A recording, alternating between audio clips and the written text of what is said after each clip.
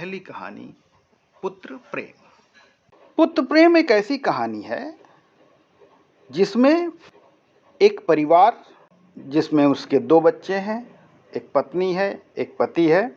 परिवार का एक बच्चा माने बड़ा बच्चा तपेदिक रोग से ग्रसित हो जाता है और धीरे धीरे बहुत सारा इलाज के बाद भी वो ठीक नहीं होता है और उसके पिता अंत में ये निर्णय लेते हैं कि जब उसको ठीक होना ही नहीं है तो पैसा नष्ट करने से क्या फ़ायदा। और अंत में परिणति ये होती है कि उनका बड़ा बेटा मृत्यु को प्राप्त हो जाता है। अब इस कहानी का सारांश हम लोग पढ़ेंगे।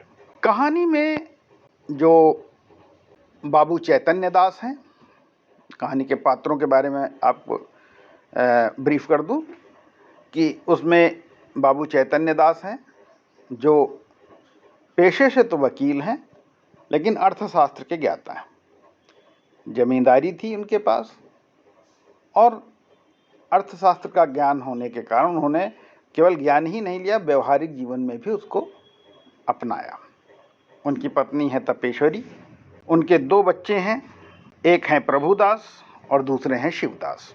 जमींदारी उनकी अच्छी चलती थी, जमीन थी, बैंक में भी पैसे थे, लेकिन खर्च बहुत सोच समझ कर किया करते थे क्योंकि भाई अर्थशास्त्र के ज्ञाता थे।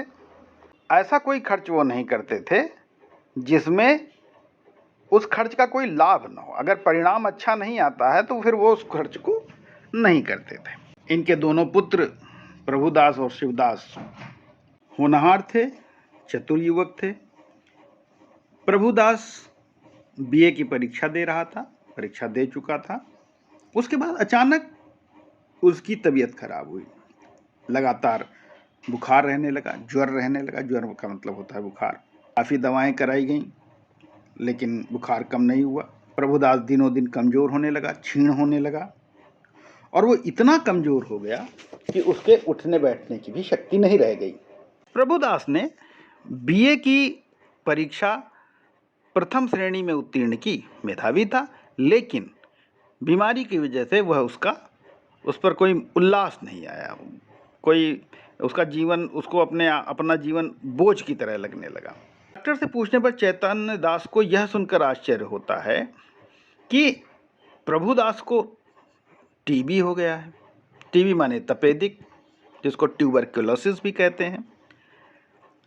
लेकिन डॉक्टर का कहना था कि अभी तक की ये बीमारी उसके फेफड़ों तक नहीं पहुंची है, 3-4 महीने में स्वस्थ हो सकते हैं, लेकिन मानसिक परिश्रम न करें। मानसिक परिश्रम से बचना आवश्यक है। डॉक्टरों ने जब ये बात कही तो चैतन्य दास ये बात मान लेते हैं कि प्रभुदास का जीवन अब समाप्त है। जब पढ़ ही नहीं पाएंगे तो ऐसे ठीक होने से भी क्या फ़ायदा, उनका ये ऐसा मानना था।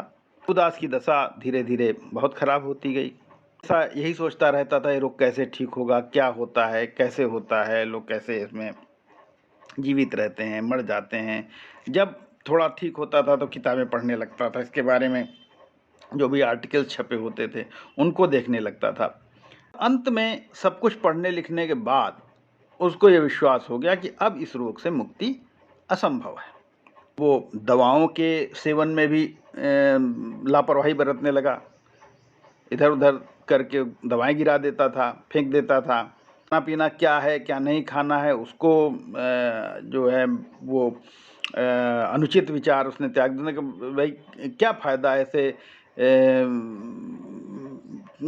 ये न खाओ वो न खाओ, अरे जब मरना ही है तो सब खाओ। दार्शनिकों की तरह बातें करने लगा।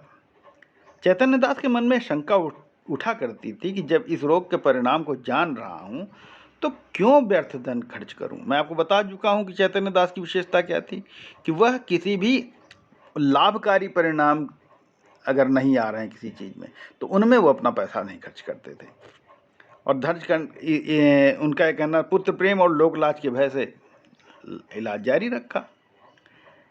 एक बार जाड़े के समय में चैतन्य दास ने डॉक्टर से पूछा कि कुछ अंतर आया कि नहीं। डॉक्टर ने कहा हमें तो कोई अंतर, है तो और दुसाध्य होता जा रहा है। दुसाध्य मतलब और ख़राब होता जा रहा है। चैतन्य दास नाराज हो गया। आप लोग तो कहते थे कि जाड़े में सही हो जाएगा, ठंडक में ठीक हो जाएगा।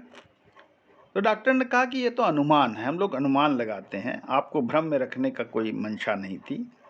ठीक इसी समय जब ये बातचीत चल रही थी तो उनका दूसरा बेटा शिवदास कमरे में आया। देखते ही चैतन्य दास नाराज हो जाते हैं, क्यों आए इस कमरे में जब तुमको मना किया गया है? उसने पूछा डॉक्टर से, उसने पूछा कि भाई साहब के लिए क्या किया जा सकता है। दास के पूछने पर डॉक्टर साहब बताते हैं कि अगर इन्हें इटली के सैनिटेरियम में भेजा जाए तो कुछ हो सकता है कि बच जाए। चैतन्य दास ने उसमें कितना खर्चा होगा पूछा। डॉक्टर ने बताया कि 3,000 के लगभग सब सोच सब करके हो सकता है, लेकिन ये भयंकर रोग है और इसमें बचने न बचने के बारे में कोई सही बात नहीं कहा जा सकता, निश्चित रूप से नहीं कहा जा सकता कि वो अच्छे होकर आएंगे। लेकिन ये है कि भाई आप कम से कम ये तो बाद में नहीं सोचने को होगा कि भाई हम इटली सैनिटेरियम में भेजते तो शायद वो बच जाता। जो कर सकते हैं उसको करना चाहिए, संभावना बचने की भी है और नहीं बचने की भी है। चैतन्य दास ने सोचा कि जब इसका परिणाम है ही नहीं, परिणाम तय नहीं है, तो फालतू में खर्च करने से क्या फायदा। उसी रात डॉक्टर का जो प्रस्ताव था उस पर तपेश्वरी देवी ने बहुत बल दिया। तपेश्वरी देवी माने प्रभुदास शिवदास की माँ और चैतन्य दास की पत्नी। तपेश्वरी देवी ने कहा कि हमें पैसा खर्च करके भेजना चाहिए इटली। शिवदास और चैतन्य दास पहले एक पाले में थे, वो कहते थे कोई आवश्यकता नहीं है क्योंकि परिणाम निश्चित नहीं है, बचे न बचे कोई फायदा नहीं है। तपेश्वरी देवी ने अंत में उसको जब हड़काया शिवदास को तो माँ के पक्ष में हो गया। उसने कहा नहीं भाई को भेजो। लेकिन चैतन्य दास नहीं माने। अंत में तपेश्वरी देवी ने अश्रु अस्त्र का प्रयोग किया, आंसू बहाना शुरू कर दिया, रोने लगी।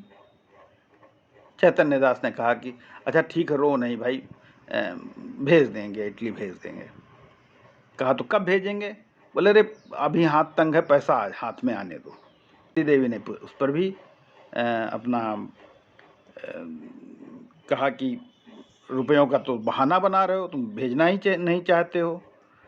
चैतन्य दास ये सुनकर कहते हैं, पूर्व में पुरुषों की संचित जायदाद और रखे हुए रुपए में मैं अनिश्चित हित की आशा पर बलिदान नहीं कर सकता। इसका प्रत्युत्तर देते हुए तपेश्वरी देवी कहती कि आधी जायदाद तो प्रभुदास की भी है। यह सुनकर चैतन्य दास ने कहा, मैं भावुकता के फेर में पड़कर धन का नाश नहीं कर सकता। और अंत में तपेश्वरी देवी समझ गई कि वह जीत करके भी हार चुकी है। ताव के 6 महीने बाद, तब तक वो उसका इलाज यहीं पर चलता रहा। 6 महीने पश्चात छोटे बेटे शिवदास को बीए की परीक्षा उत्तीर्ण करने के बाद इंग्लैंड भेज दिया हिस्ट्री की परीक्षा देने, और मन में यही इनके इच्छा थी कि इससे कुछ लाभ होगा। उसको छोड़ने बम्बई तक गए। बम्बई से जब लौट रहे थे, उनके लौटने के 1 हफ्ते बाद प्रभुदास परलोक सिधार गया। प्रभुदास की मृत्यु के पश्चात चैतन्य दास अपने मित्रों के साथ चिता की ज्वाला को आंसुओं से भीगे नेत्रों के साथ देख रहे थे। मणिकर्णिका घाट बनारस में है, वहां पर उसको अंतिम संस्कार के लिए ले गए। लेकिन उनके दिमाग में एक बात आई कि शायद इटली भेज दिया होता तो बेटा मेरा बच जाता। मैंने 3,000 रुपए के लिए बेटे को खो दिया। अब ये सोचकर के मन ही मन उनको ग्लानि भी होने लगी। उनके मन में पश्चाताप की आग जलने लगी। इसी समय एक गाजे बाजे के साथ एक शव यात्रा पहुंचती है। चिता सजने लगी, उनके पास एक युवक आकर खड़ा हो गया। उससे उन्होंने पूछा, भाई कौन है ये? उसने बताया कि मेरे दादाजी हैं और इनकी बीमारी का पता नहीं चला, लेकिन मैंने कोई कोर कसर नहीं छोड़ी, सारी दवाएं की, जिस वैद्य जिस डॉक्टर को बताया गया, जिस झाड़ फूक वाले को बताया गया, सबके पास में ले गया। उसके साथ एक अन्य युवक खड़ा था। उसने कहा, कि नारायण लड़का दे तो ऐसा दे। घर की सारी पूंजी और कुछ जमीन तक पिता के लिए इलाज में बेच दी इसने, लेकिन काल के आगे किसकी बस चलती है। युवक खुशी से कहता है कि पैसा जो आज है कल नहीं रहेगा, लेकिन मनुष्य दोबारा नहीं मिलेगा। आज भी यदि कोई मेरे पिता को एक शब्द भी बुलवा दे, एक बार भी बुलवा दे, तो मैं पूरा घर उसके नाम कर दूं, क्योंकि धन से प्यारा पिता की जान है, जान से प्यारा ईमान है। आज अगर उसके इलाज में कोई कसर रखता तो रोते नहीं बनता मुझे। उनकी आत्मा तो सुख से रहेगी कि मेरा सब तरह से कल्याण ही होगा। चैतन्य दास इन बातों को ध्यान से सुन रहे थे और सारी बातें उनको बाण की तरह लग रही थी। अब उनमें पुत्र प्रेम जागृत हो रहा था। आज उन्हें अपनी हृदयहीनता और निरंतरता पर ग्लानि हो रही थी। इस घटना का उनके मन पर इतना गहरा प्रभाव पड़ा कि अंतिम संस्कार में प्रभुदास के हजारों रुपए उन्होंने खर्च कर दिए। उनके मन की शांति के लिए अंत में सिर्फ यही उपाय बाकी रह गया था। तो इस तरह से पुत्र प्रेम कहानी अपनी परिणति में पहुंच गई और अंत में एक पिता को इस बात का एहसास हो गया कि अगर वो पुत्र के लिए 3000 रुपए का मोह न करते तो हो सकता है कि उनकी